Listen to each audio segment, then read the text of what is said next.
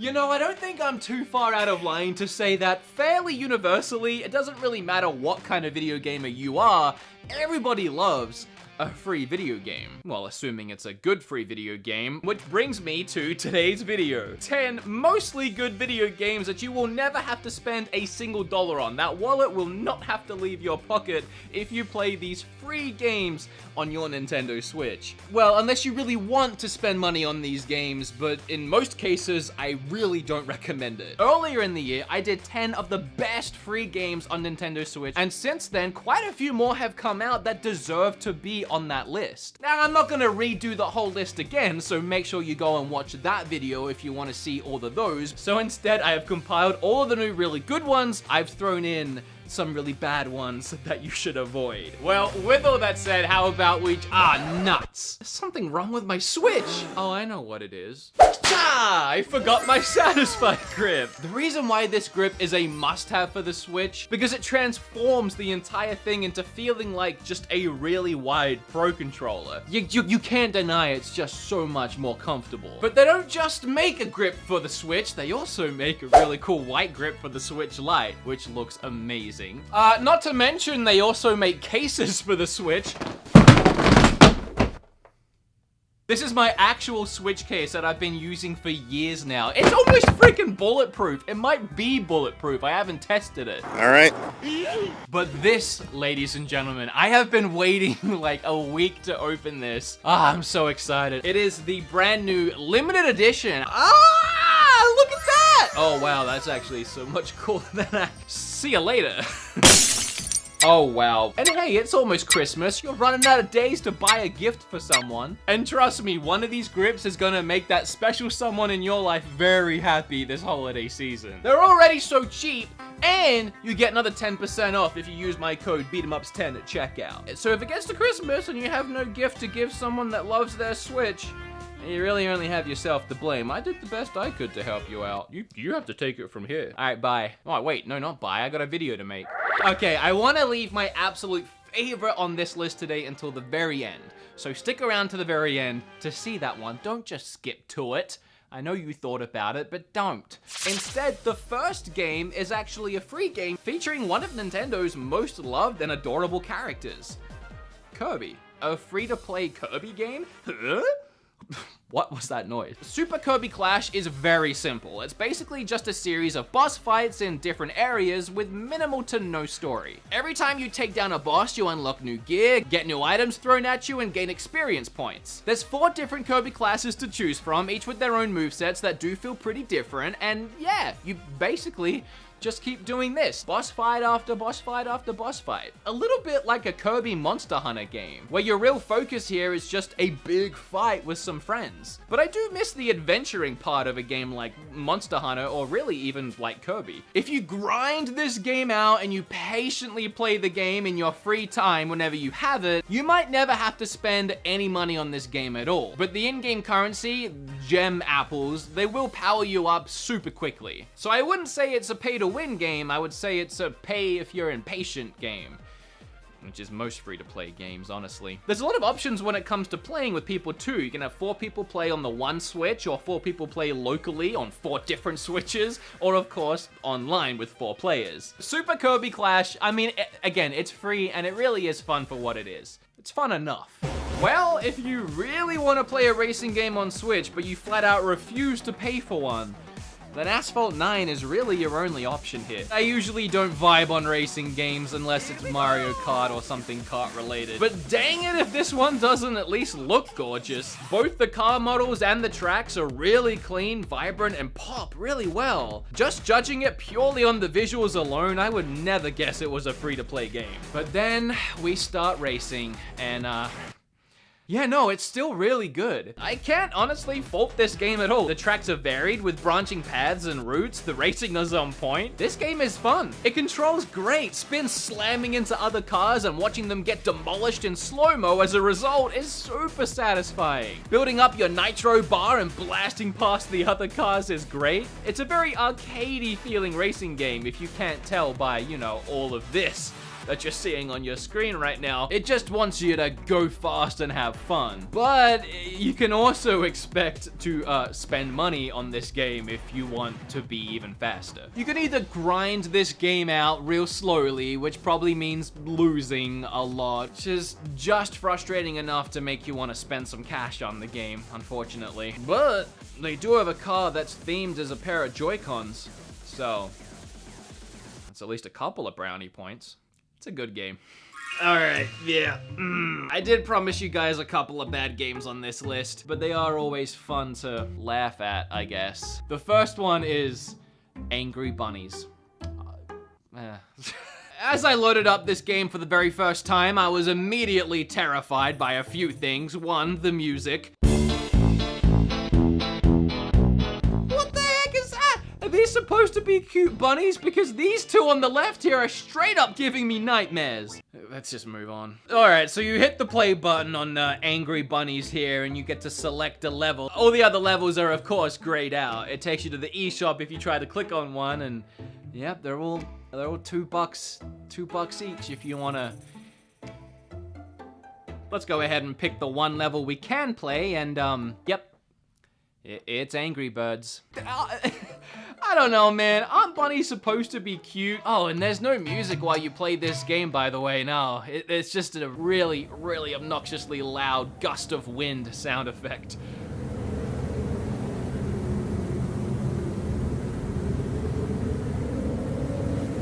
I played 3 levels into this disaster of a video game, and I got to this one where you had to knock the barrel down the slope, I guess, and I only had one bunny to do it with, and no matter how many times I shot that stupid, ugly bunny at that barrel, it never moved, not even a tiny bit. It asked me if I wanted to buy more bunnies, and I think it wanted me to buy this big fat boy bunny so I could actually 3 levels in, and it's taking me to the eShop to get microtrans to spend money on the 3rd level. That is literally pay to win.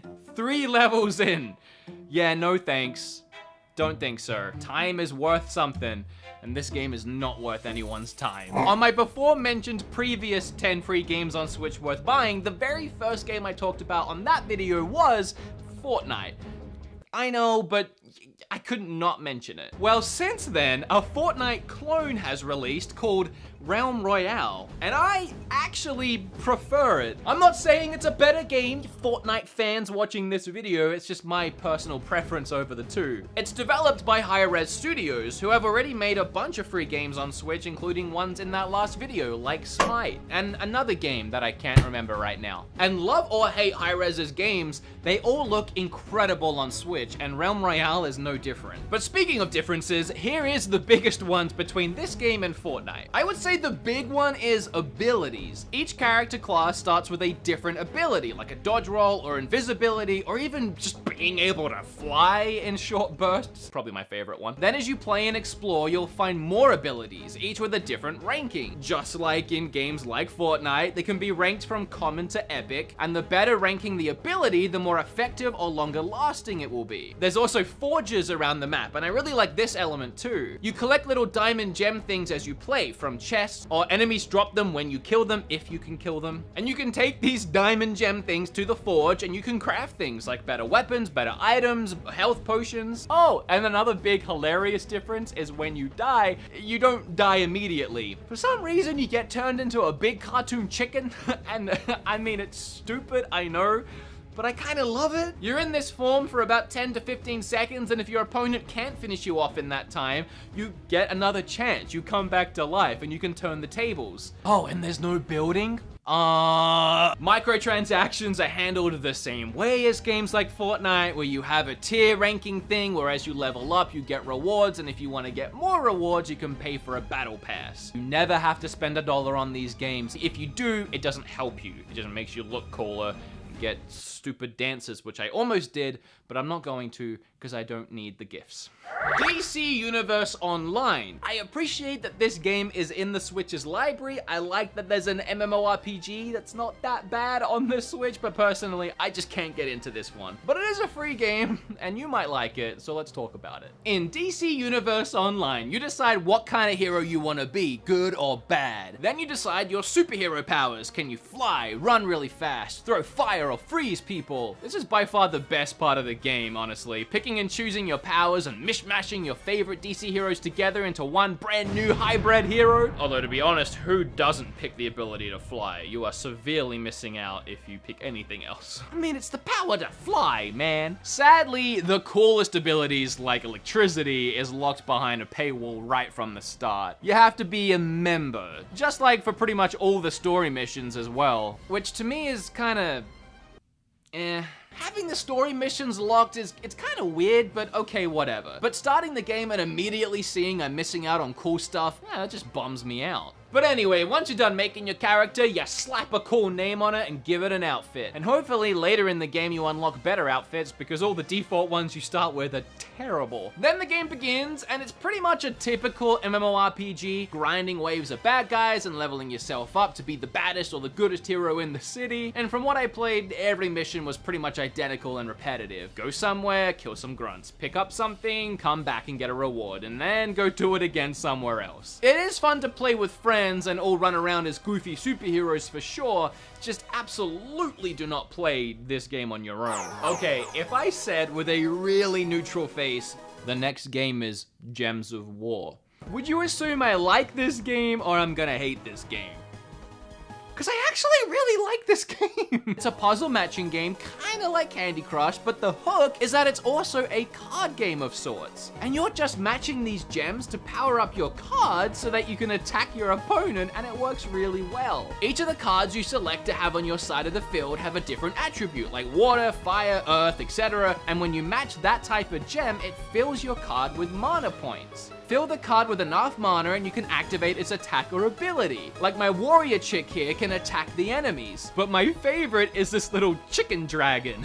He does a little baby fire attack when you power him up, but afterwards he can like evolve into a huge dragon and it changes his type and abilities. There's a lot of cool cards you can discover just like this one and mix and match which ones you want to use to your playstyle and level up in your desired mastery of the elements. I really do like it. Now I looked online at a few reviews for this game to see if anyone else was actually talking about it positively. A lot of people seem to think that it's very much pay to win. But if you're like me and just want to blast through the story and not take it too seriously because it's just a free puzzle matching game, I think it's a lot of fun. I pretty much refuse to spend money on any free video game though, so why do I feel like this next one is gonna have some huge cult fan following and I'm just gonna get raked over the coals for this? Oni Girl? Immediately as you load up the game, you see something that I can't even show on my PG family-friendly channel. Sort of tells you what kind of game we're in for, so let me go ahead and blow that bad boy out. Oni Girl is a MMORPG, I think, from what I managed to play. For some reason, everything looks like it's been super stretched out and I can't fix it. There's an option to switch between A graphics or B graphics, but I honestly can't tell a difference. Also, the game uses a cursor like a PC game, which, okay. It's really friggin' hard to control it. Like, right here, I am trying so hard to hit that friggin' X up there. It's not like it's a small target, but oh my gosh, I just can't do it. It either overshoots or snaps back down when I hit the button. Oh my gosh, it's so frustrating. Why have a cursor? The game plays both bad and fine. You press the right bumper to attack, you can switch between a few different weapons using the D-pad, and you get to be confused by everything plastered all over the screen while you're trying to play. The text is so small you can't read any of it anyway, so it's just there for funsies, I suppose. There's about 30 or 40 hours in the main story, so you can look forward to constant frame rate drops all the way down to about 5. The game crashed on me about, I don't know, 4 times. Okay, if I can dial it back for a second, and I'm being honest when I say this, as far as an MMORPG game goes, it's not bad. And maybe it might even be worth checking out on PC or somewhere else that's not the Switch. Unfortunately, this is just a terrible version. Finally, Hearthstone has arrived on Switch. Is something I really hope I can say one day because I love that game. Lightseekers is on Switch. It's another card game. It's also free. It's no Hearthstone, but it's actually really fun. Much of the game is as you would expect, with different deck types filled with spells and monsters. You know, your usual. The game itself is played a little differently to other card games though. Each turn you're given 2 action points. You can use one to play a card or even use both your points at once to play a stronger card. Any action points you don't spend at the end of your turn result in you drawing a card, which might seem annoying. You've used your cards and now you can't even get any more, but most of the cards you play have lasting effects on the battlefield. Active cards get turned to the left on each turn, and whatever number or symbol is in the top left corner once turned will have an effect, such as damage or healing. Now, where do you spend money in this game? Well, to buy new cards, decks, or booster packs. And I am really okay with this method of microtransaction in games like this. In fact, I kinda love it. Reason being, when I was a little youngster, I was heavy into Yu-Gi-Oh! And Magic. All my friends and I were, and every weekend we'd drive 40 minutes down to the city of Adelaide, go to the card shop, and buy just so many booster packs and cards and decks. So I'm more than okay with an online card game utilizing the same system. And what gives Lightseekers an extra edge is that it's actually a real-life card game as well. In fact, Kim and I played it on the channel a couple years ago. So if you do have any real physical cards from a Lightseekers deck, you can actually use an app to scan them into your game and use them on your Switch. That's really cool, I like that. For some reason, sometimes I'm just a terrible human being, and in the last video I made like this, there was a little gag at the end where I said, as we all know, Nintendo just announced that Super Nintendo, GameCube games, and Game Boy Advance games are on the way to Switch or something like that. It was a stupid joke. However, now, at least I was only like 2/3 lying, because since then, Super Nintendo games have actually dropped on the Switch. I know it's kind of a cop-out to use this as one of the free games on the list, but I couldn't not mention it at the same time, because, well, for starters, the comment section wouldn't let me hear the end of it. But also, if it ain't the best free game on Switch, I don't know what is. I mean, you load it up and there's like 20 more free games inside it. Whatever, you got Link's Awakening, Kirby's Dream Land, Yoshi's Island 2, Star Fox, I'm pretty sure Super Metroid's in here. Yes, it is. That's amazing. Okay, this one is for sure my favorite game on this video, and it is one of the most quality free games I have ever played, period. Like, it's literally all the way up there. It's called Dauntless, and you may have heard of this.